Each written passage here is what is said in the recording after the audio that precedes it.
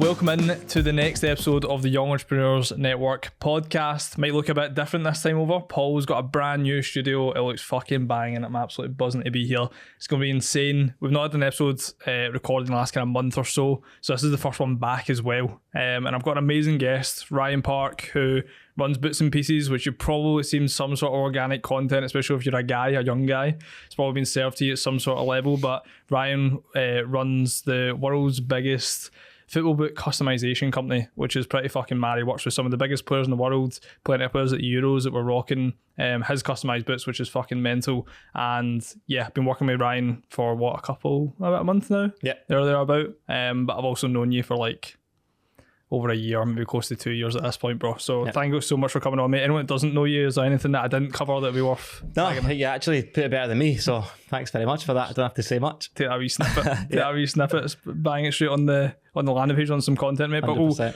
we'll start at the kind of obvious area, mate. How did this business even start in the first place? Run us through that, bro. So way back to the start, I used to customise my own boots when I played. So talking like 15, maybe 20 years ago. I used to just do things like black out the stripes on my Adidas boots and that kind of thing. And it just kind of got put to bed after I stopped playing football. I was working in finance, so just kind of different corporate jobs. And then it was just during COVID, was working from home. I had a bit of spare time and I was just buying old boots off eBay and kind of refurbishing them, giving them a good clean, like a little re-dye, stuff like that, bits of repairs. And then it just kind of snowballed really quickly from there.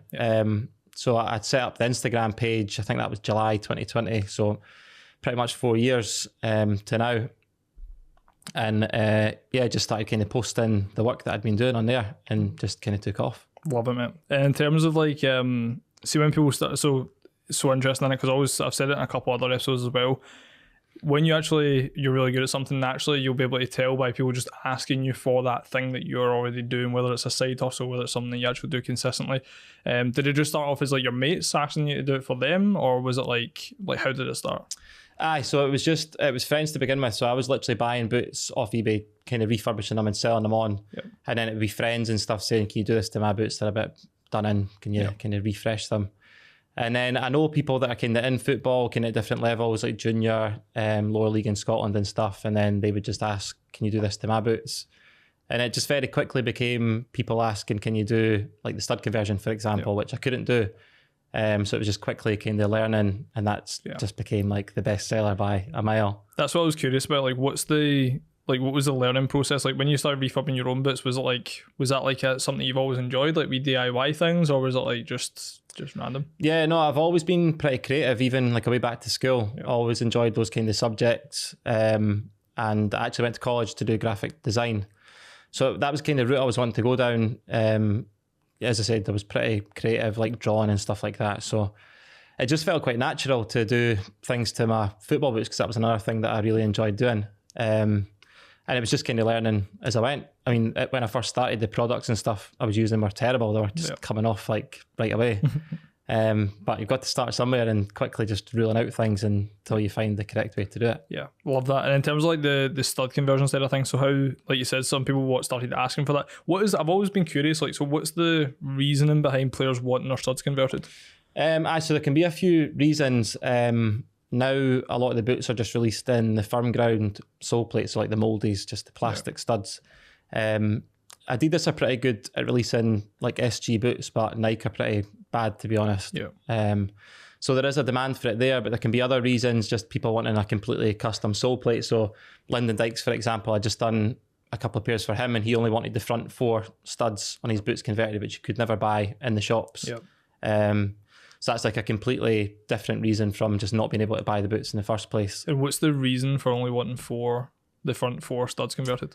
So I guess for him, it's all about comfort. So he's looking for the comfort of his firm ground boot, which you would get when they're converted, because they're like the light kind of firm ground sole plate.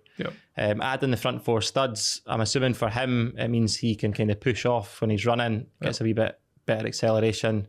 But as I said, still got that comfort of the FG boot. That's so mad, bro. Like, it's such like nuanced like things, because it's funny because I was speaking to Josh Gianelli, who was like one of the first in-person episodes that we had. I was chatting to him literally just last week because he was like, I just got my boots back from Ryan. And I was like, what did you get done? He was like, got obviously stud conversions done. And I was like, why'd you even get them done? He was like, bro, I cannot play in boots that are moles. Like, I just cannot do it. And he couldn't really give me a reason to like why. He was just like, it's just not my, I'm just not able to play in them. Like, I'm so used to just playing in studs. Yeah. Which I found just so interesting, man, because it's like, I guess it's, if we're thinking about the gaming side of things, there was things that I probably done in the gaming side of things that I couldn't play any other way. And you do get used to it. So I'd imagine it's probably similar, mate. But Yeah. who'd think like something like a stud conversion would have like, because I mean, how many boots are you doing like a month on average? Hundreds. Easily. Hundreds, Yep. yeah. Probably a couple of hundred at the moment. That's the type of answer that you're like, I don't know how many. I know, yeah. I should probably track these things a bit better. I mean, it's all there somewhere, the analytics, but I'm just like getting the boots done and getting them back. Yeah. But yeah, it's crazy. Like, I think these guys, like, especially the top level players, are looking for like that 1% that they can get on their opponent or whatever. Yeah. And so things like the stud conversion, can help that. And what's some of the other products like alongside the stud conversion now? So the blackout, which was the thing that I kind of started on myself way back in the day, doing it to my own boots, that's still pretty popular. Can be for different reasons. People maybe sponsored by Nike and they want to test out Adidas boots, so they get them blacked out, that kind of thing. Is that a thing? Yeah. Yeah. See quite a lot. There's pages on Instagram now that kind of do boot spotting and stuff. So you'll see players like wearing a blacked out pair of boots, and it'll just be they're testing maybe a new model from Nike that's not been released yet. Okay. That if they're sponsored, but they can also be testing out boots from other brands and stuff. So that can be a reason. There's also like a black boot policy for youngsters. Like a lot of the youth clubs have black boot policies. So popular reason for the blackout service as well. And then just going back to like when I first started, a lot of people will just look to get a refresh on their boots, and blackout kind of does that job as well. Yeah. Because that was the one that made the most sense. Like when I was on trial at Hearts for 6 weeks when I was like, 13?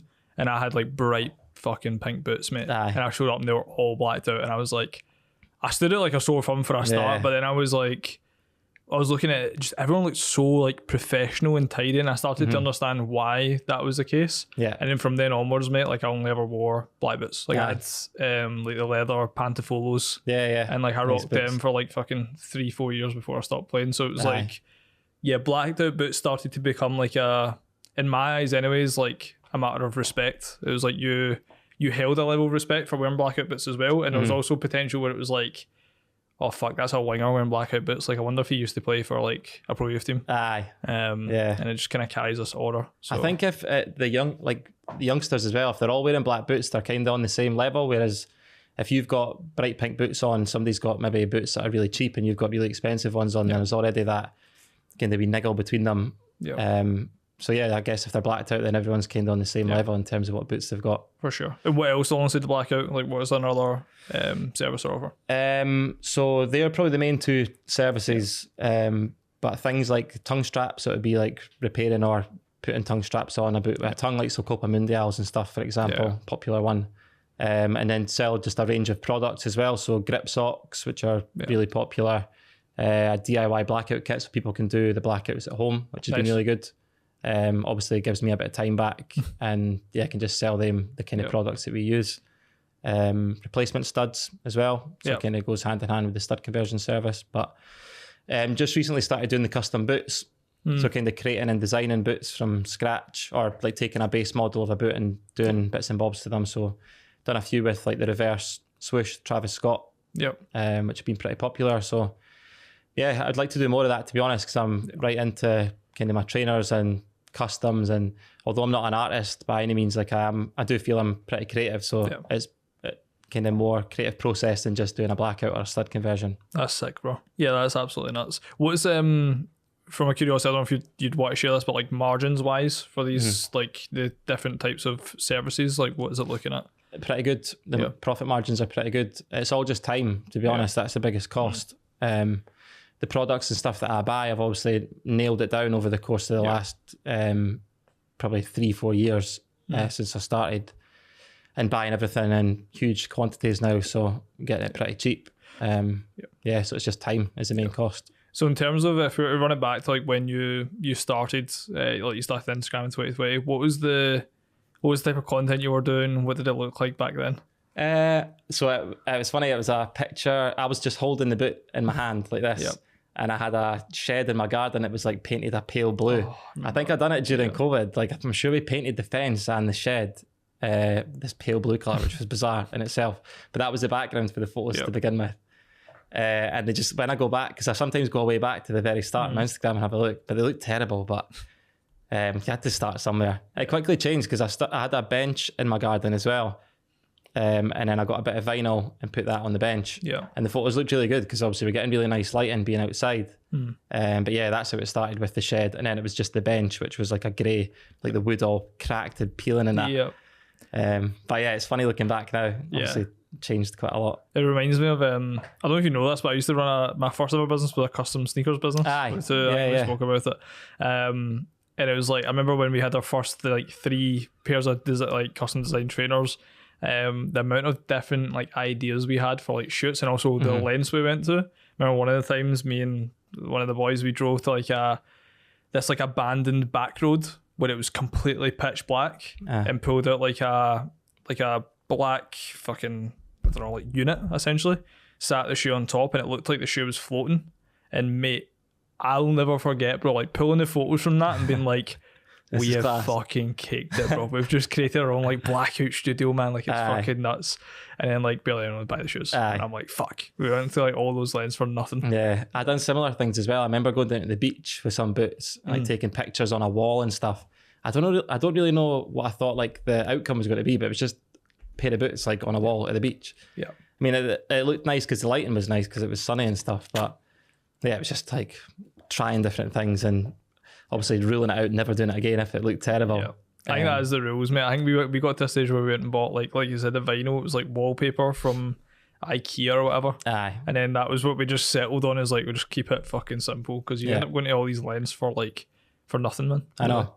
The vinyl. So I got the vinyl from a bathroom company. I just popped in and was like, "Have you got anything I can use for a photo shoot?" And they were like, went and got something from through the back, but it was ideal. It was like just like a pale kind of grey marbly effect. Yeah. And I just sat it down, put the boots on it. But the pictures, like that's where the content kind of started, like doing really well because the photos looked pretty good and they would get loads and loads of likes at the time because that was just pictures to begin with. And how were things handled back then? So was it like everyone just messaged you through your Instagram? Yeah, Instagram to begin with before I set up the website. So yeah, it was all kind of DMs. But I did create a website pretty quickly. Yeah. So to be honest, like it did snowball really quick, as I said. But pretty quickly, I knew it was going to be like a viable business. It wasn't just like a wee side hustle. Yeah. So I was fully like all in almost immediately after a few months. So then it was like, right, what are we doing next? Get the website built and all that kind of stuff, make it as professional as possible. Because I think that's where like there's a couple of lads like I was chatting to this awesome young guy and he does like a detailing side hustle. And it's like, you know, car detailing, man, like you can be fucking charging anywhere upwards of like 300 quid a fucking car if you were to be truly immense. And it's like when you start to do the maths on that, like 10, that would equal $3,000 in a month. That's probably more than what you're making from a wage. And you start to really look at it and it's interesting because some of the language used around those things is like, oh, it's just a side hustle. Yeah. Whereas for you, it seems like it was different where you knew it could be a viable business model. Why was that the case?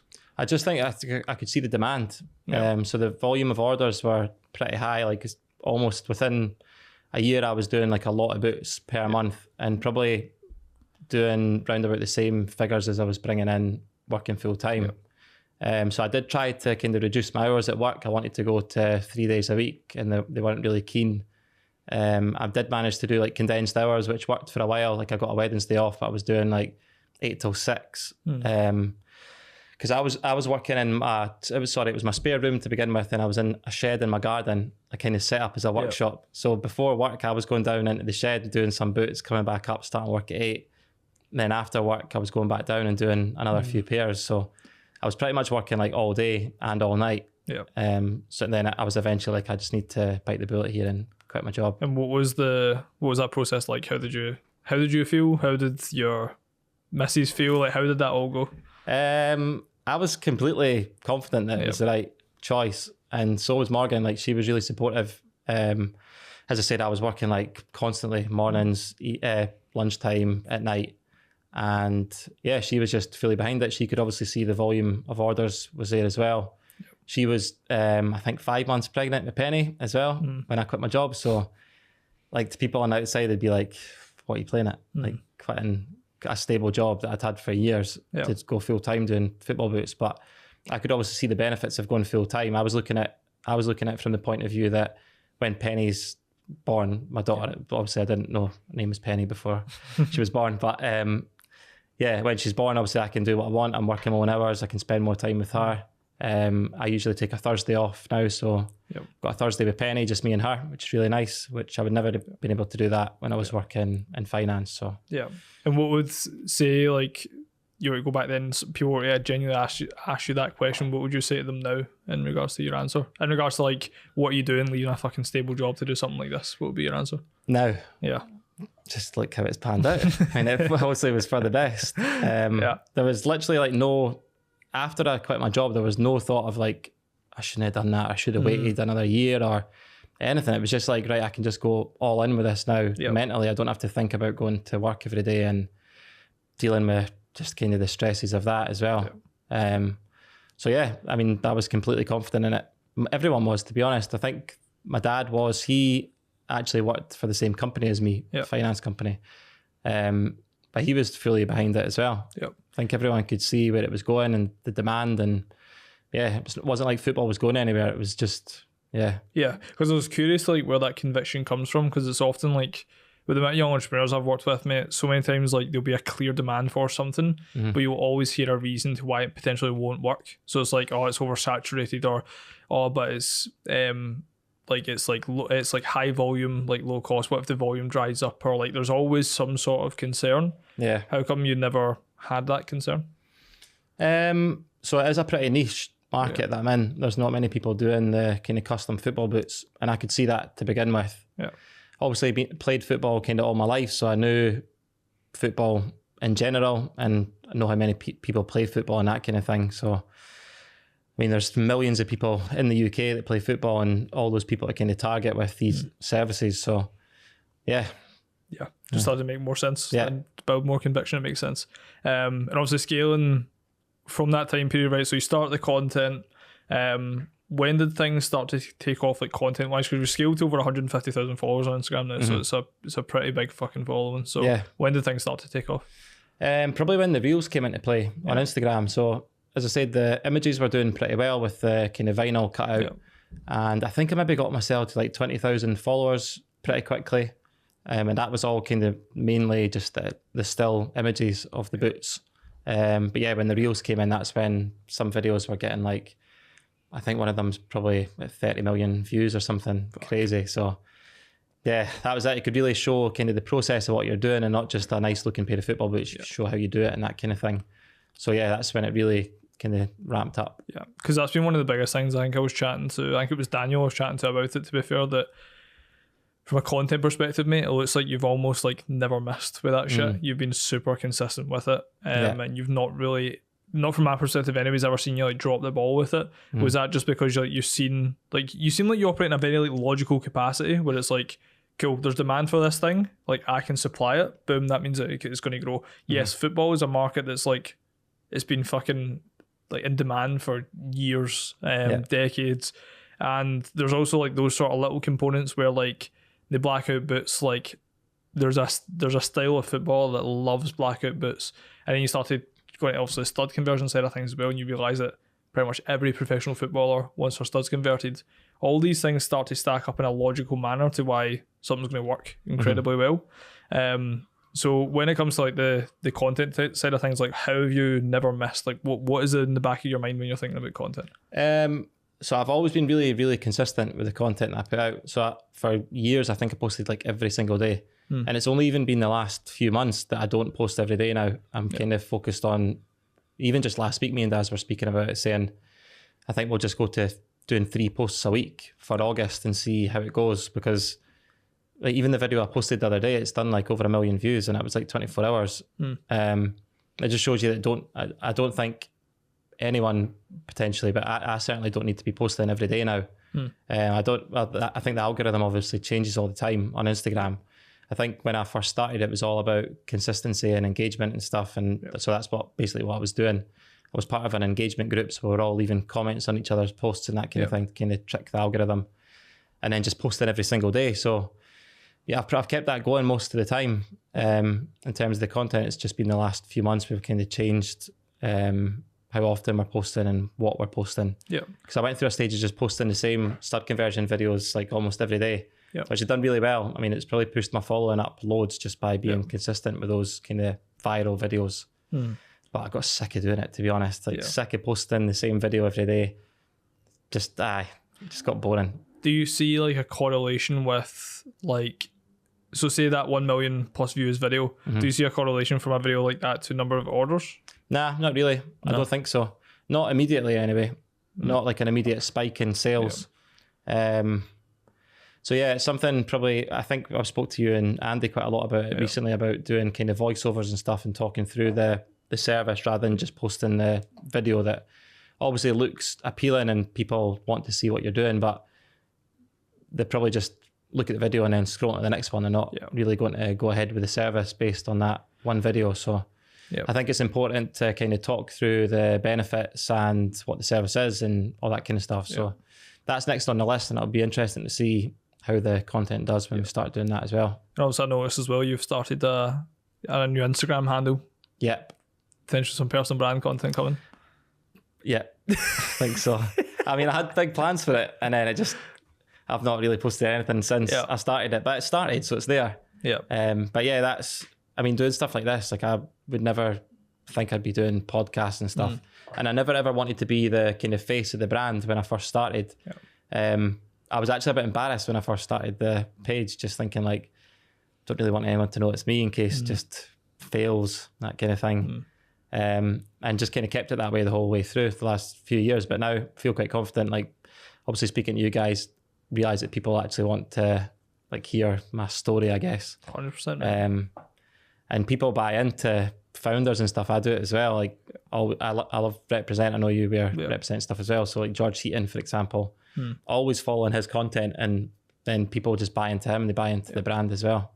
100%, man. What's because I'm curious in regards to like the personal brand piece, because if I think back to like when I was growing up as well, I had the same thought process. Didn't want anyone to know who I was or what I was doing. I actually started on LinkedIn as a scapegoat because I knew that nobody would be on there. I was like, yeah, I can just start on that. But something like just kind of like switched for me, where something changed. Did you have a moment where that kind of changed and lifted, or just? I don't think there was a particular moment, but after doing it for like a year or so, and people knew, like friends and stuff, and friends of friends knew it was me. Like everyone was absolutely buzzing that I was doing it, and they would come up to me like, "Oh, can't I believe you've done boots for such and such? That's amazing!" And then it would just make me think like, "Oh, people are actually like happy for me to be doing this, and they want to see me do well." Yeah. So then just kind of relaxed about being the face behind it. You're definitely too humble, bro. We've spoken about this too many things. I think, because I think as well, like, when it comes to that humble side of things, like there's extreme value in being a humble individual, but there's also value in actually you shouting about the things that you're doing. And also, I think as well, it's like, I got the impression when we first met was that like you didn't even see what you had done as something that was actually big, or? Nah, not really. I think it was even just after speaking to you, and even I obviously done the interview on the BBC for A View from the Terrace, so I was kind of talking through the story then. Same when I was on the podcast with Daniel and today, but it wasn't until really speaking through the whole story that kind of thought like, oh, this is pretty good, that what I've done over the last few years. But it's not till you kind of sit down and speak about it, because I'm so busy day to day that I've not got time to think about how I started and how I grew the business over the last few years. Are you, because like I correlate those things almost to like an element of like status, like you want to, like say when somebody's like bragging or going through like the things that they've achieved, a lot of the time it's to like raise status. Is that ever something that you've thought about, like in terms of your own status, or are you just so fucking humble that it's not even a thought? I've not really thought about that too much, to be completely honest. Not really thought of it. I think that says a lot, bro, about you as a person. Yeah, that is fucking sick. So obviously fast forward to now, mate. Obviously back then, so you said, actually, before we move on to that, first few months, the number of orders started to pick up pretty quickly. So like how many orders were you getting a month back then, out of curiosity?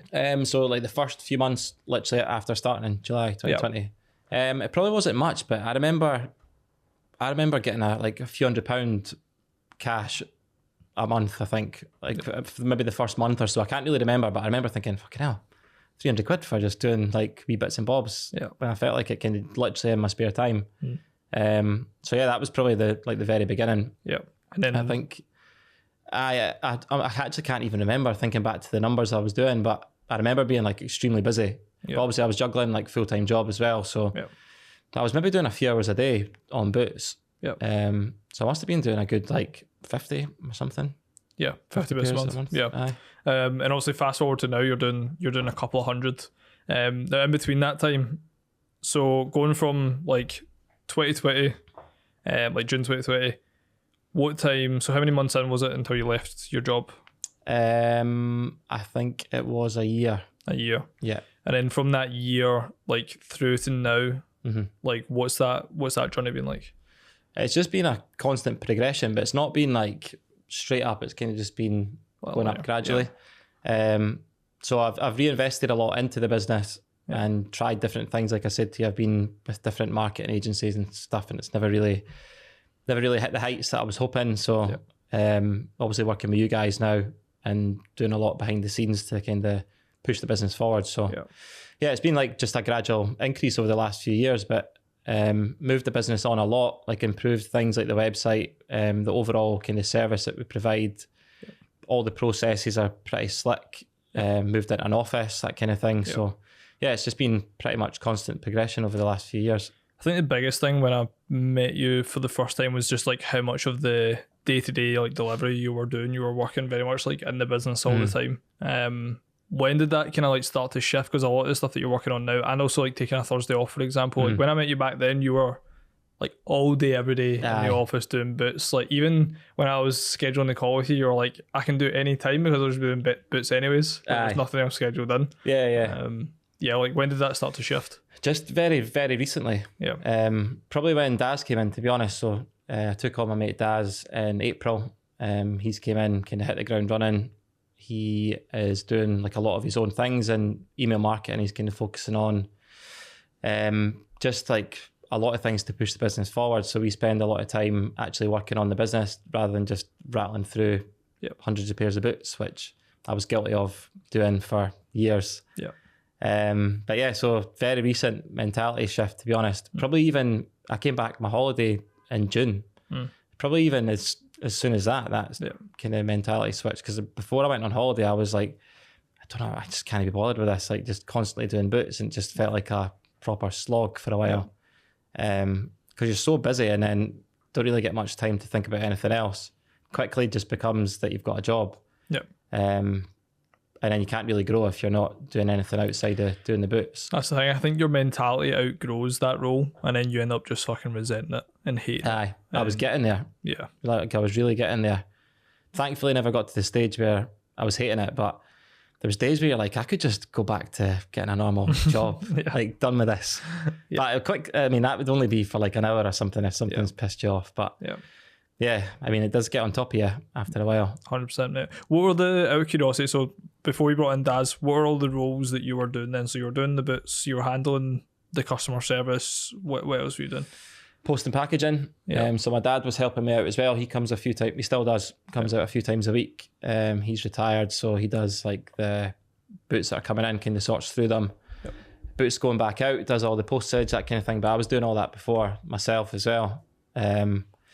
Social media, so creating all the content, posting all the content, emails, DMs, which is a lot. And then obviously doing the boots themselves as well. And trying to think about other things like website updates and just other things. New products and services were always things I was thinking about. So yeah, it's pretty much just constantly thinking about boots, but running out of time every day. Yeah, it's it's so interesting, because you start off not realising that like you're literally taking on, I think I've recognised it with Lawrence, like we're going to have Lawrence back on the podcast now that he's exited his business, but it's funny because he's kind of went through that journey of like having a team of 25 that are all doing very specific things that need done, to like exiting and then having like 1 or 2 team members. And it's like, fuck, like I've actually went from having a team of 25 that do all these things to now I'm rebuilding from scratch and I don't have any of those people. And it's actually so interesting how overwhelming it can become very quickly. Because I think as well, that entry level when you're first starting out, you're not really even aware that like of all the other kind of opportunity of hiring people, getting it in, you don't. It's almost like a completely different world. Yeah. Whereas I'll say that's starting to shift for you. I'd imagine with Daz as well coming in, seeing him hit the ground running, type of impact he's had, the time it's freed up for you. Obviously, that's then opened your eyes, I'd imagine, to bringing on more people. Aye, yeah. So that's definitely in the pipeline. Just need to get kind of the orders up there so that we can take other people on. Yeah. But as soon as it does, I think that's something we'll do because we're just looking to like scale. Pretty quickly. So as soon as the kind of orders are right, I think the first thing we'll do is hire someone else, because me and Daz, I think I would see me and Daz both becoming like the kind of managerial types with other people doing the day-to-day, because Daz was a project manager before at Lloyd's. So a lot of like transferable skills, they can come in and kind of run a business, like manage a business. So that's been really helpful as well. I was going to ask them before, like, what's the difference has been since Daz coming in for you? So just kind of having that support, like that constant feedback for ideas. Like I'm always coming up with new business ideas, like actually new business outside Bootsnpieces, like always thinking other things, but then things that we can do with Bootsnpieces, new products, new services, like things we can add to the current processes, but getting constant feedback with someone that's sitting next to you and doing the work as well. So we're basically just mucking in, doing everything just now together, but I think when the time's right, like we'll probably move into specific roles within the business. Because I think a lot of it as well, mate, is that you're very much a visionary with big ideas, and when you don't have anyone to bounce that shit off of, it actually becomes very, one, overwhelming, but also two, you don't actually know what is a good idea and what's not, because you have so many, and it doesn't take until you soundboard it to someone else until they go, mate, that is fucking nuts, and then you're like, shit. So I'd imagine that's been happening a lot. 100%. And then equally, if there's something that's not a great idea, Daz will say like, no, sure. Like, what about this? And so I mean, he's got his own ideas as well, which has been really good. That's been really enjoying it. What's because one of the questions I get a lot, mate, especially when I go on any podcast I've been on recently as a guest, first, like one of the first few questions is like, what has it been like hiring your mates? And for me, it's like so normal. It's like, these people are individuals that I grew up with, my business life and my personal life. A lot of the time I'm 100% all in on the business side of things, so my personal life will sometimes get neglected, and the best way for me was to cross those things over. But also some of my closest mates were people that I trusted the most, that I knew would come in and never take the piss, but instead really drive the business forward. So for yourself and your experience of hiring a friend, like what's that been like? It was really good. Obviously, you helped me build the kind of job specs as well. It was funny because I just sent them on to Daz to get his thoughts on it. And he was like, because obviously I had 2 separate roles set up. I had one for like an appointment setter, I think, and then one was customer service or something like that. So it was like 2 20-hour roles. And he just wrote back to say, I would take the job if you could combine the 2 together. But I thought he was taking the piss. So I was just like, aye, fine. And then he phoned me. He was like, can we set up a call? Which was weird because we never ever do anything like that. And then we just chatted it through. And he said that he was taking redundancy from his work, and just all kind of worked out perfectly. So it was ideal. Like I don't think anyone else could have came in and just got it straight away like Daz did. There's no way I could just get some random person in that would immediately be able to like know the business, know me.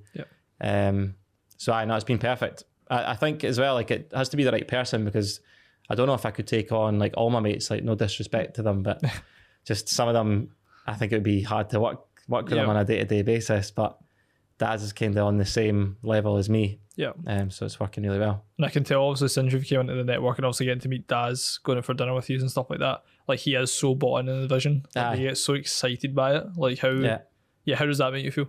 It's class. Like, it's exactly what I wanted, somebody to come in and be fully invested in it as well. Which he has from day one. But I think it goes back to people genuinely wanting to see me doing well. So before he was anything to do with the business, like he was always really interested in what I was doing, who I was working with, and like what plans were for the future and all that kind of stuff. So I think he was already invested before he came into work at Bootsnpieces, which was really good. As I said, we'd never have got that elsewhere. Yeah, love that, mate. Aye. There's a quick lesson in that, by the way, Trips. If you're ever coming up with like a resource, or maybe you're looking for investment, send it to people and ask for their thoughts so that you can send it out to other people. Because most of the time they'll put their fucking hand up if they're interested in it. Aye. And it's the same with like if you want to make it for resources, say you create a lead magnet, like a lead magnet where a lead magnet, an actual resource we're just offering out just now is the making and keeping 5 figures per month. We felt like that resource for all the members within the group was fucking immense. A lot of people took a lot of value from it. So we've been given that as a resource. And if we were to take that resource to people and say, by the way, we're thinking about offering this resource to young entrepreneurs, what would be your thoughts on that? Do you think it could work? Like, you'll see them very quickly be like, yeah, and like send it to me. Like, I'd love to have it. And it's so interesting because going about it like indirectly, it allows for them to just put their hand up and be like, yeah, man, like I want to fucking get involved. Yeah, 100%. Which is nuts fun. Because when I sent that on to Daz, I was not thinking like he might bite to this and say I'd be interested. So yeah, it was completely out of the blue. But it's just funny how that kind of thing works. If I hadn't sent on to him, maybe he would never have thought about taking redundancy from his work, because it was voluntary redundancy, so he didn't have to take it. But yeah, after I sent him that job spec, I think that was him like, right, I've got to do this. Yeah, I love that, mate. I think it's one of those things as well, mate, when you bring on someone and it's like us sitting here today, like our businesses are running without us just now. And it's something that I know probably for yourself, running it for 3 years by yourself, doing something like this, you'd be sitting thinking, fuck man, I've got all those boots to get done. Fuck man, I've got like, I could have got, I remember we had a call actually, and you were after the call, you were like, it was like every hour is like equates to like 2 pairs of boots for you or something like that. Yeah, that's the way I'm not as bad now, but I still do think like that sometimes. And I try and tell myself, like, it was when we went out for dinner and stuff, that's still like work, really. That's how I'm now kind of putting it across to myself. Or doing things like working on the business. Like me and Daz will sit for like an hour or an hour and a half in the morning and do just chatting through things. Whereas before I would have been like, that's an hour and a half, I could have done like 4 pairs of boots, 5 pairs of boots. So that's been like a mentality change as well. Love it. But yeah, I remember that call thinking like I could easily make up an excuse and not do this call because I need this hour to do the boots. But such a stupid way to think, because you'll just never ever progress from that point. You're just in it. The progression is the key component of it, mate. You end up just staying in the same place because you're just doing the same output every time, which with like your service being product based to a high standard already, like yes, it's going to compound into more orders, but you actually need that time to work on the business to then get the infrastructure to deal with those more orders as well. So eventually you just hit a wall and you can't do anymore unless you become like fucking Sonic or something, mate. Yeah. Rapid. I literally don't think I could do stud conversions any quicker than I do now. So I'm literally like quickest as possible. I think I done one today in like under 20 minutes. So yeah, I think the next step is like taking people on, because I can't get any quicker than that. How many years is it took those? So 2 or 3 years to get that fast? Aye. So I remember when I first started doing them, I was like easy an hour and a half. Fuck. Easily. I think if Daz done, because Daz is still kind of learning the stud conversions, he's just kind of doing the blackouts himself now, but stud conversions, I think he'd probably be an hour and a half ish. If done one from start to finish. But yeah, it's all just like, I mean, I've never done anything like that before, obviously, so it's all just learned skills, something that you can just pick up over time. So yeah, for sure. Yeah. Well, so obviously growing from, I guess one of the questions that people are probably curious about if they've seen your socials, obviously working with some of the big players that you have done, you obviously said that you started and you knew people that were in like lower leagues, amateur and stuff like that. How did it then start to compound to professional footballers? I think it was just people sharing stuff on Instagram. So a lot of the growth, especially at the beginning, was word of mouth. And even still now, like I think if a pro player is sharing it on their Instagram or whatever, I do notice I get like the teammates coming after saying, can you do this for me? So that's what it was like at the start. I think it was just boys like in the lower leagues in Scotland, people that I kind of knew, played football against in the past and that kind of thing, sharing it on their stories or whatever. And then just getting messages from people after that. So it was Paul Hanlon at Hibs. He was the first like top pro that got in touch.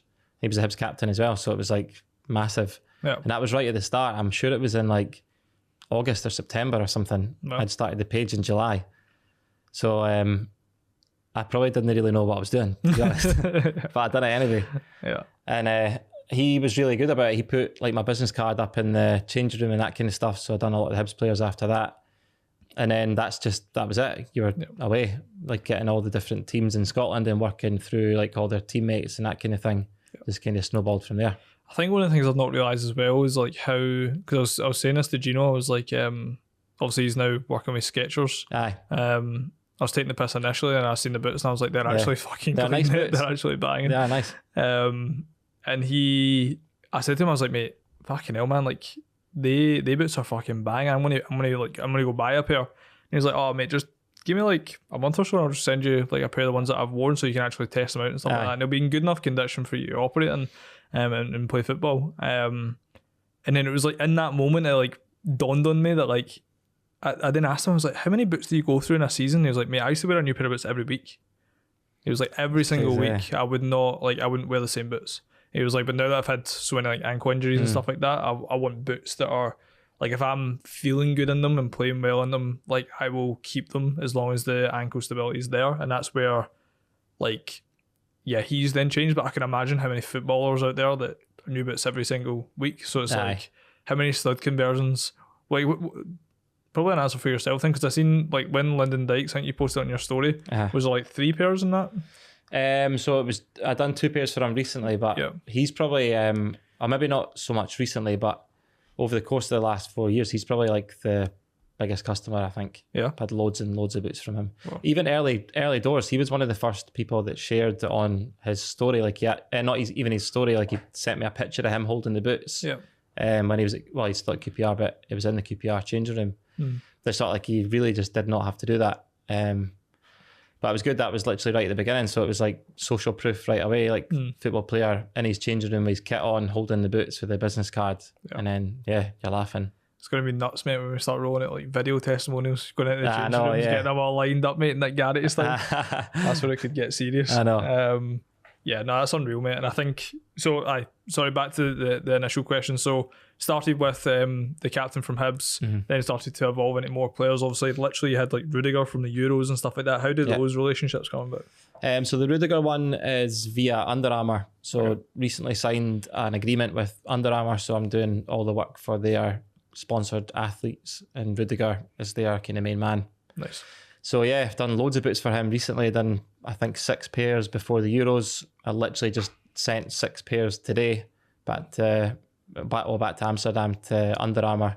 So they're kind of the new Under Armour model. But I think he must go through boots like constantly because I've had loads and loads in for him. Yeah. That's why I was saying Lyndon Dykes probably the best customer, but the amount of pairs I've had in for Rudiger over the last like 6 months has been crazy. It must be something to do with those long strides that he takes. I know, He's a sprinter, mate. I know.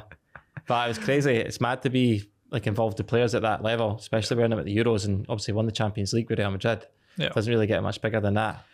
Yeah, that's very true. Because I noticed like Billy Gilmore was obviously one that was, because when I was growing up it was like Billy Gilmore, Jamie Barjonas, there was like a few like Scottish boys that were like centre mids that were just nuts that were getting a lot of recognition. And I seen it was like Billy Gilmore had posted with like your boots before as well. Yeah, done a pair for him. How many other like any of the players you rhyme off, just like a quick fire rhyme off the players you worked with? So Thiago, when he was at Liverpool, a huge player, won pretty much everything there is to win. Done loads of pairs for him when he was at Liverpool. Richarlison at Tottenham, done pairs for him. Wore them for Brazil. I think he wore them at the World Cup, which is crazy. Most of the Scotland team, so Billy Gilmore, as you said, Ryan Christie, done loads of pairs for him. Try to think other guys.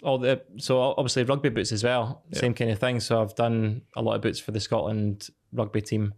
I've got quite good links in with both the Scotland national rugby team and football team. So I go out to their training camps when they're in. Scotland are through here. Scotland football are through here in Glasgow, but the rugby team are through in Edinburgh. So I usually just go out to their hotel, kind of pitch up in one of the rooms and do stud conversions for them, which is pretty crazy. That's class. So loads and loads of players. Loads. I think in terms of like building relationships with these people as well, mate, I think you're humble, like not wanting anything from them, just like, because I know for myself, like when I was coming up in the kind of gaming side of things, starting to build relationships with like Gino, Liam Boyce, Dwayne Holm and stuff like that, it was like the relationships happen so organically. Yeah. But while those relationships were happening so organically, there was also players around about me that were like almost like trying really hard for them to get them to like them and trying really hard to do things for them and all that. And it was like they can just like see so easily through that shit. Whereas I think your genuine approach is what allows you to build actual relationships with these guys. Yeah. No, I would agree. Definitely built up good relationships over the last 4 years. Like speaking to kit men, like the Scotland kit men, that's basically how I got on with the national teams. Yeah. But then even just the players themselves, like meeting people in person, like I've met Gino a few times, been out to his house to drop boots off, like really nice guy. Yep. And he'll just like speak to you like a normal person, which when you see football players on the TV or doing interviews and stuff, you just think they're kind of out of reach. But when you meet them in person, they're just like normal people. Yeah. But he was really good because I've done loads of boots for Gino as well, but he was just like a nice guy. Like he was always interested in what you were doing. And like I think Penny was maybe just born when I was doing boots for Gino at first, and he was always asking how she was getting on and that kind of thing, which just literally do not need to do, but it just shows like he's a proper nice guy. Yeah, speaks to the volume, the character that Gino is, mate. So yeah, I guess in terms of the business side of things, then now, what are the goals? What are the things that you're working towards with the business? Just really looking to scale it just now. So looking at different things. Obviously, I said doing a lot of work in the background on the processes and systems and the overall service, which is already pretty good. But since you gave me unreasonable hospitality, I've been reading that. So it's just, thinking about all these other things that you could also be doing, which is crazy. Because I think when you said to me, have you read this book? I'm sure I said like, oh, our service is pretty good, which it is, but it's just always so much more that you can do. Mate. That book opens a whole can of worms, mate. I think it's like you need to be completely okay with thinking that your service is then shit after reading it. Aye, definitely. But that's a good thing, I think, because then you're just constantly looking for ways to improve. Yeah. Which I think I've always been like that as well. I've always been looking for ways to improve. Yep. Even if it's just like finding new products that are better. Obviously, I've got them absolutely nailed down now. Yep. But then just making updates to the website or looking at not even competitors, but just other businesses like ProDirect or Nike or whoever even represent, and how they are putting stuff out on socials and what their website looks like and all that kind of stuff, and then just trying to take wee bits and implement it into bits and pieces. So yeah, because I think one of the members, Stephen Reynolds, put a message in the chat. He was like, I've read on Unreasonable Hospitality, and now I think he was at some sort of event at the weekend, and he was like, the amount of restaurants, like you just can't even fathom like how shit the actual service is after you read that book and you hear some of the shit inside it. It shifts your whole perspective, mate. That's been really good. So I just, as I said, looking to scale the business, obviously doing work with you guys, so we're working through kind of our roadmap just now. We've started doing the ads ourselves in-house, which I'm just kind of mucking about with just now, to be honest, but looking to really learn how to kind of create the ads, which I've got kind of a base level understanding, but then really looking to kind of hone in on how to scale them and manage them and that kind of thing.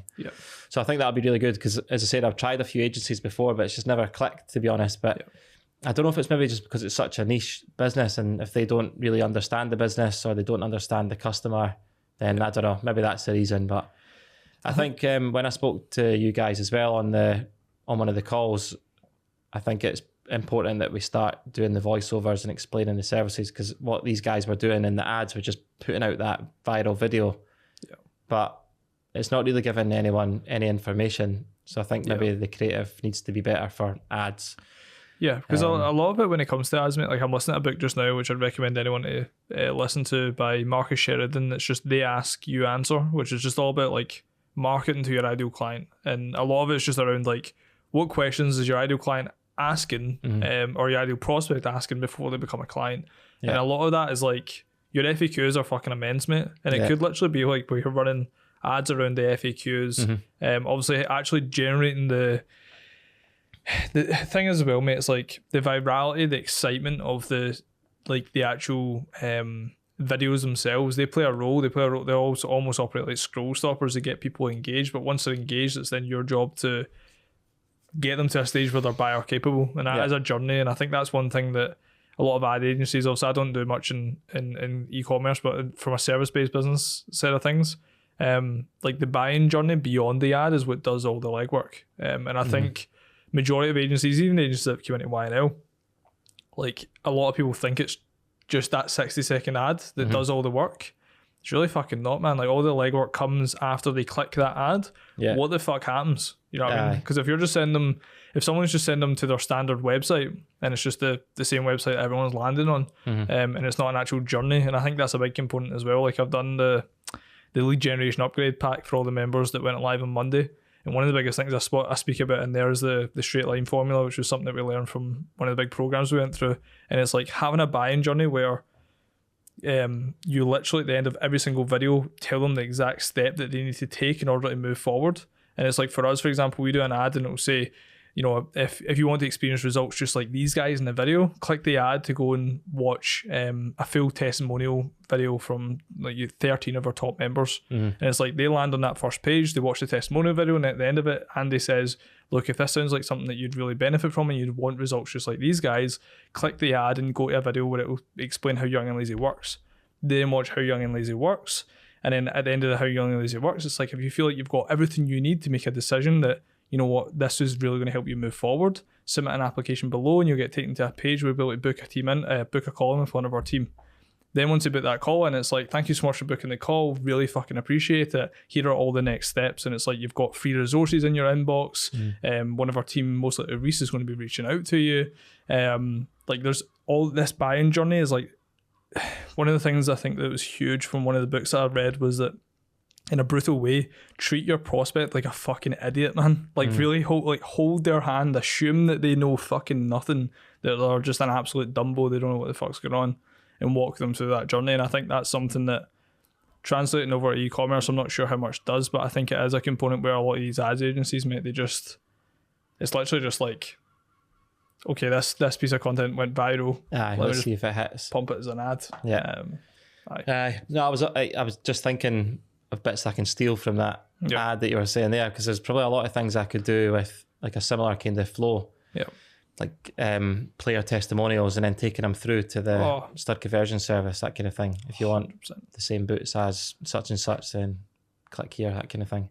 Fucking, I'm going to have to tell Paul to cut that out, mate. I know. Yeah, that's but there'll be loads of things like that. But I think if we're doing it in-house, then it'll be easier for us to manage and come up with these ideas than trying to tell an ad agency what we think they should do. Because as I said, they were just putting the viral videos up, but to be fair, that's what I was giving them. I was saying like, this video has done 30 million views on Instagram, punt this into an ad and see what happens.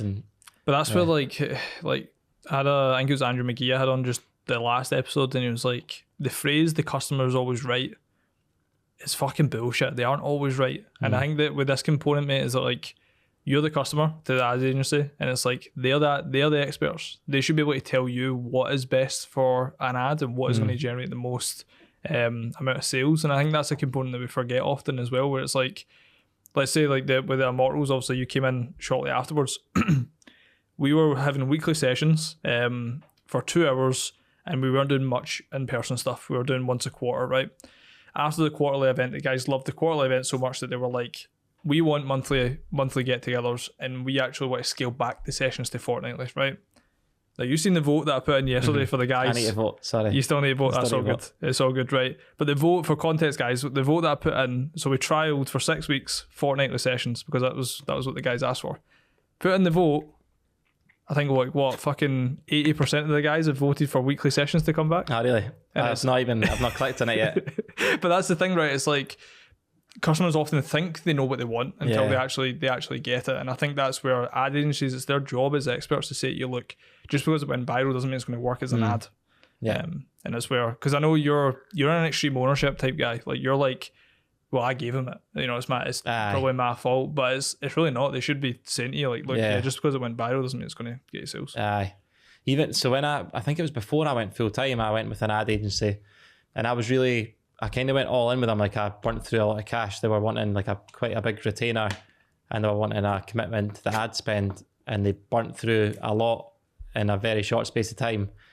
But the reason I went with them, because I was thinking, right, if I go with this ad agency, then it'll definitely push me to quit my job. Whereas like they ended up kind of burning through a lot of cash, then I quit my job anyway. So I was like, yeah, I had a few bad experiences with agencies. Yeah. And so it's about time probably learned to do it myself, especially now that Daz is working with me as well. He's keen to learn. So yeah, I think it'll be good doing it in-house. I think that's the thing, mate. Like when you learning how to do it yourself with the right resources, but also with the right people, and like you've got Nick around you, for example. Like Nick, in terms of how ads, like I've learned so much from Nick, but also I think like Gary Wilson was a huge person for me that like just told me the cold, harsh truth of what I really needed to know in order to get to a stage where ads were profitable for us. And I think that's something that a lot of young entrepreneurs don't have. A lot of people don't have, is that they want to go off and do it themselves, but one, they don't have the time to really commit to it, or two, they don't have anyone that they can actually rely on to teach them what really needs to be taught to get good results. And I think that's two components now with the Daz hire and also the right people around you. You'll be able to blaze through that shit, because a lot of it's just testing, man. Like we don't have a crystal ball. Like we can predict based on probability, but it's like some of the ads that you came up with, I'm like, that's gonna fucking bang, and it uploads and it's pish. The hook rate's pish. Nobody's even fucking watching it. I'm like, how have we spent all that time? Like even that SpongeBob meme. Oh yeah, that we fucking cracked up. I don't know if I ever spoke to you about that. No, I haven't seen it though. Yeah, so it's like just like SpongeBob sitting with like nobody to talk to because there's nobody within business, but he's got a bunch of mates that want to go out and party every weekend. That was a fucking 5 minute. I do remember that. I was in the fucking gym, mate, and I was like scrolling in between a set, and I seen this picture of SpongeBob, and I was like, nah, that would bang. Screenshotted it, sent it to Andy. I was like, can you put at the top here like friends that want to talk business, and then a picture of like friends that want friends that want to go out every weekend. And we'll just run that as an ad. £2.30 per lead. Whereas Andy, I'd got him to fucking shoot all these scripts, edit all these ad videos, and we were getting like £15 CPL. I was like, there is no crystal ball, man. Like you just need to throw like shit at the wall with like a predictable framework. I put a couple of ads running myself, just literally playing about. I've not done any kind of the courses yet, but I just done a retargeting ad for one of the Rudiger pictures with the boots and put some text over it. But it's done pretty well to begin with, just for straight off the bat. No kind of research into it. And set one for like an awareness ad as well, which looks like it's doing okay. But as you said, it's just testing. And the more we learn, the better they'll get. It's testing and tracking, man. That's it. That's just the double T's, mate. Just like test it, track it, and then either ramp it up or bin it. Just fucking, we take the same process. One of the things that if you start doing video ads, one of the things that Nick helped us install was just like a hook rate tracker, which was like something that you need to go into like Ads Manager to create it yourself, which is just I think it's like impressions divided by the number of people that have watched past the first 3 seconds, and then I'll tell you how good your hook rate is. And like an exceptional hook rate is like 30%. We just tested a bunch of new ads just there, man, and there's 2 of the ads that are sitting above 30% hook rate, and it's interesting because those are the ads that are getting pushed the most, so it's almost like feedback from Facebook that like they're pushing the ads that they think are going to do the best, but it's also like tracking that shit is really what is allowed for us to actually even see it in the first place. Aye. It's fucking awesome, mate. You've got so much good shit, mate. Like, I'd imagine as well, so many of these guys out there, more than happy to do like little video testimonials, give them a couple of questions to answer. Even like the pictures, mate. I'd imagine you've got fucking hundreds of pictures of players with boots. Yeah, I do. Need to use them more, to be honest. That's kind of what me and Daz have been speaking about in terms of the content we're putting out. Kind of scaling it back, not posting every single day, but posting better quality content. So even last week, I came up with an idea to have like a wear your boots Wednesday type thing. And it wouldn't even have to be professional players. I messaged somebody that had left us a nice review on Trustpilot and asked if he wanted to be involved in like an Instagram testimonial. So it can just be getting like either pros or regular punters to say, this is the service I got, this is how it improved my game, like pictures of them with the boots, that kind of thing.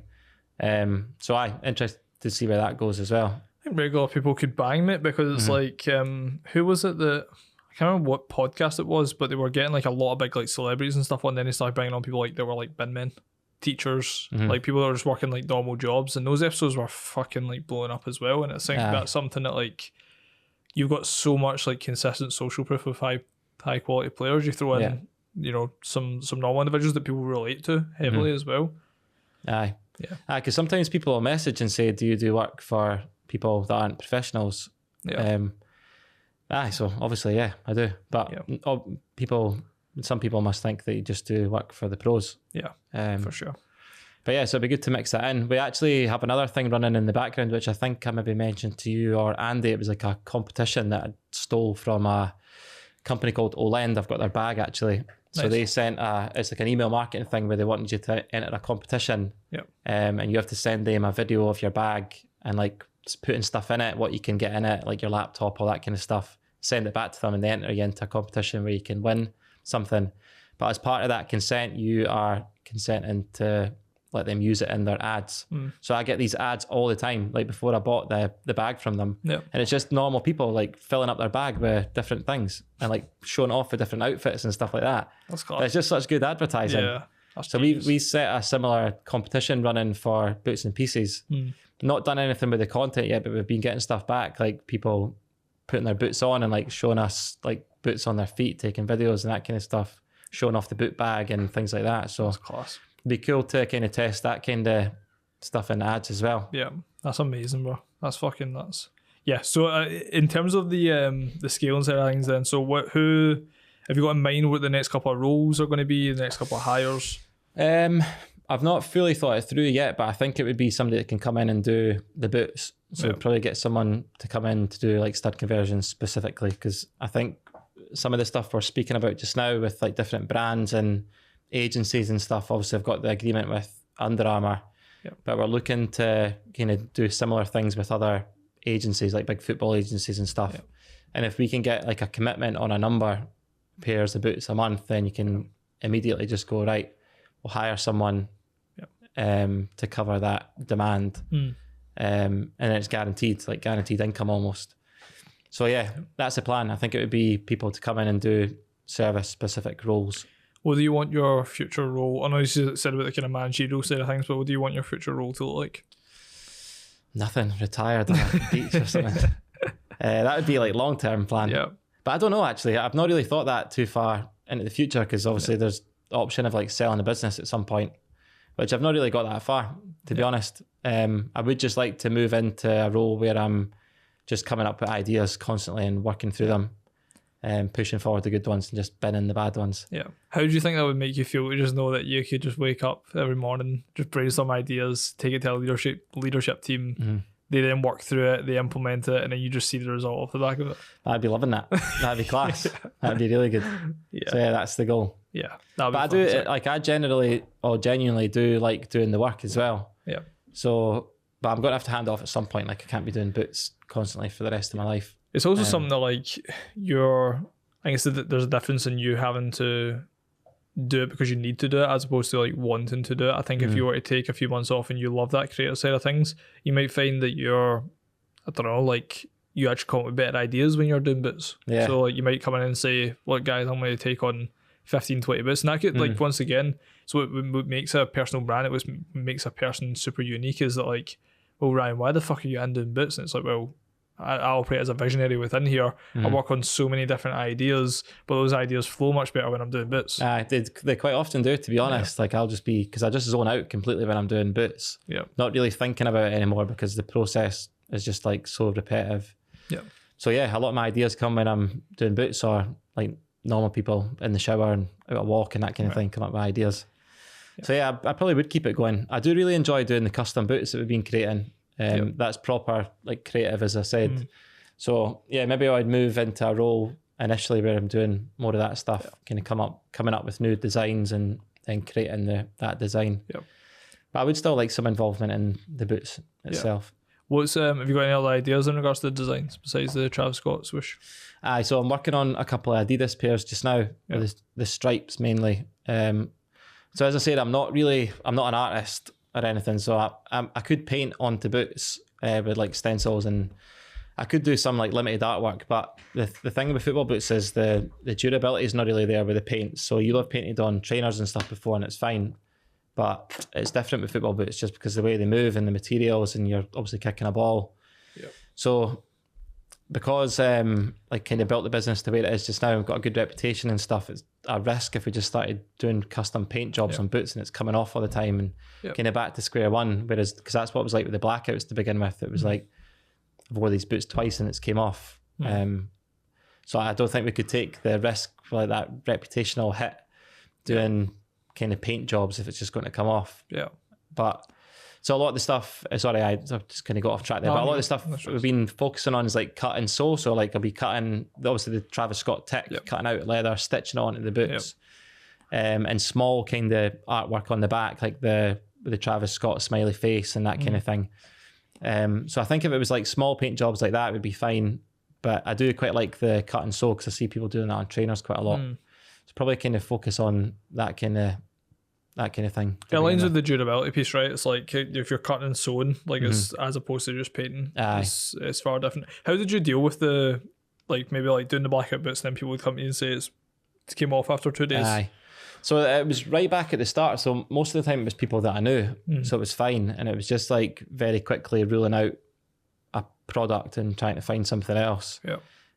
I think it was maybe like a year of testing out different products and then different combinations of products and stuff as well, because obviously there's like the prep, there's the actual blackout itself with the dye, and then the protective finish at the end. So 3 different products, kind of getting that process all aligned. But it was fine. I mean, it was hard, it was stressful obviously when people were saying like my boots are ruined after 2 games, that kind of thing. But I was quite comfortable in myself because I knew that I was working towards getting it spot on. Yeah. I think a lot of people probably would have given up after a while, saying like, I'm never going to find the right products, I'll just stop. I mean, that's like where majority of people go, right? It's like they make a mistake or something doesn't go the exact way they want, and it's like, well, that doesn't work then. Whereas it's a process, mate, like you're saying. Aye, pretty fucking nuts, bro. But yeah, so in regards to one of the things you did kind of touch on was that you wanted to more partnerships with companies like Under Armour. How did they even like initially come about? It was funny. There was a couple of orders on the website for studs, and I just seen it coming through, and it just caught my eye because their email address was like at underarmour.com. One of them was going to somewhere in the UK, another one was going to Amsterdam, which is where their headquarters is. And I think there was maybe 3 or 4 orders for studs going to different places. And then eventually got an email from them asking about if I'd be interested in setting up like a retainer to do stud conversions for them, basically. But I think they were saying like 8 to 10 pairs a month volume, but it's been like so much more, which I was obviously more than happy to do. Yeah. So yeah, had the email, then had a call with them, 2 really nice guys that still in touch with like every other day, really. And they were saying that they'd had some of their athletes that had used my services before, and I think they preferred them to the kind of SG Under Armour boots. Yeah. Because I don't think Under Armour actually release SG boots to the market. I've seen a few of their pros wearing boots that have obviously been manufactured like that, but I think the majority of them are just released in FG and then converted. Yeah. I'm not sure if that's because they're like a big US company, because I think in the US, I don't think they use metal studs at all. I actually think they might be banned in some leagues. Wow.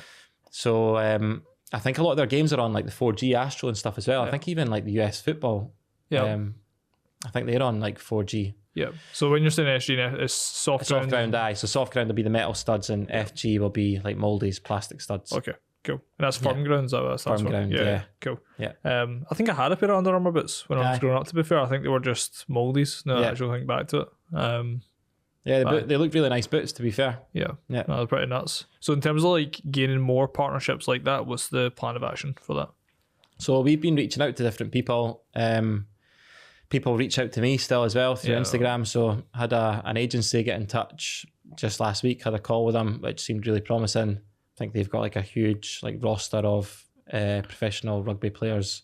Yes. And they were really keen to use my services, and they were even talking about getting in touch with a specific brand to kind of put me forward to them. So they can immediately get in that link in without doing any work at all. Yeah. So yeah, we'll see how that pans out. But I'm just pretty comfortable like going and speaking to different people and even reaching out to people on LinkedIn or whatever. And we've actually spoke to a lot of kit men recently, because they're kind of like the key to a lot of the football changing rooms. They manage like obviously all the kit, and a lot of the times they deal with boots and cleaning the boots and boot requests and all that kind of stuff. So doing a lot of that work, me and Daz. So yeah, just chipping away. Yeah. So much of that, like, it's interesting because I've asked you that question from an aspect of probably like what are you doing like outbound, but also is a bit loaded, a bit of a loaded question because I know that like inbound wise as well, like Under Armour happening organically. What do you think, out of curiosity, they are seeing in your service? Obviously, like you said, it's pretty niche, right? So there's not many people doing it. But on top of that, though, like there can be niche services, but then you get the service and it's just not good enough. Aye. What do you think about your services kept them continuing to the point that they want a retainer? So I think like the social proof, so they can obviously see immediately like the following. Like I don't get too hung up on the followers, to be honest. Like 150,000 followers looks nice, but it doesn't really mean anything at all. But it does look trustworthy. So if you land on a page and it's got 150,000 followers, you're immediately like, must be pretty legit. Yeah. But they can obviously see all the work that I've done. If somebody's just going through the Instagram, they can see all the players that I've worked with, all the videos, like what I'm actually doing to the boots. If they go through onto the website's pretty good. Trustpilot reviews are good. So like immediately just from landing on the Instagram, they can go and get all this proof that we're legit, offer a good service. And then, yeah, I guess that's why they get in touch after they've looked at all that. Have you got like in like B2B side of things, a lot of it's called like win walls or proof walls. Like, have you got like a proof wall that's like just all the players you've worked with? Nah, it's something that we're working on because it came up with Andy as well. Yeah. We've done a lot of the work behind the scenes in terms of the FAQs and how to order page and the link tree, because it was so obvious, but not to me, obviously. But Andy said when he landed on the link tree, I think he had to click like 4 times to get to the how to order page. So now we've kind of updated that page completely with all new information, and it's like at the top of the list on the link tree. So it's literally right there for people to see. Yeah, that's awesome. Which makes a big difference. But yeah, the pro player like testimonials or a wall or whatever is next on the list for the website. Because you can even do like where it's like just like a football team. Like, this is my football team of players that I've worked with, and it's like you'll be like, fucking, the roster would be crazy. Aye. That'd be mental social proof. Yeah. Even running ads to that as well, mate. Like, some sort of hook around obviously what it is that you provide. Like, are you a football player that is struggling with X? Check out all these players that we've helped with that exact problem. And it's just like a list, and it's just like you're swiping through the full wall, man. That would bang. That would be good. That might need cut as well. I'll take a note of that one. Yeah. But honestly, Ryan, this has been fucking awesome, mate. It's been good to be back. Good to be in the studio for the first time, but good to be back and doing an episode. It's been a hot minute since I've been in here, mate. So it's been good to shoot the shit. In terms of where people can find you, obviously I imagine they know already, but it's at Bootsnpieces on everything. Facebook, Instagram, TikTok. Just don't really use too much. LinkedIn. My personal branding page is ryan.bootsnpieces. Nice. But there's not much happening on there yet. But what can people expect on there? I don't know. Behind the scenes content. Aye. Nice. Some general Ryan content. Love that. That's the plan, but we'll see how it goes. It might disappear. You never know. Never know. We'll hold you accountable with that. Aye. Hold you accountable with making it happen. Yeah. But yeah, no, honestly, it's been awesome, brother. Thank you so much. That's been good, mate. Thanks for having me. Thank you so much. Trips, if you're on YouTube, be sure to subscribe. We've got episodes rolling out obviously fortnightly. We've got 3 amazing guests lined up for after this. In regards to episodes coming, we've got Lawrence, who recently exited a company that was doing multiple 7 figures. We've got Louise, who's literally running an amazing mastermind for dance skills, which is fucking nuts. And we've got Mark Glasgow, who runs one of the biggest like boiler companies in the UK, one of the biggest training companies in the UK. So we've got some amazing guests lined up, so be sure to subscribe for more. If you're on Spotify, drop a little follow, and thanks for listening.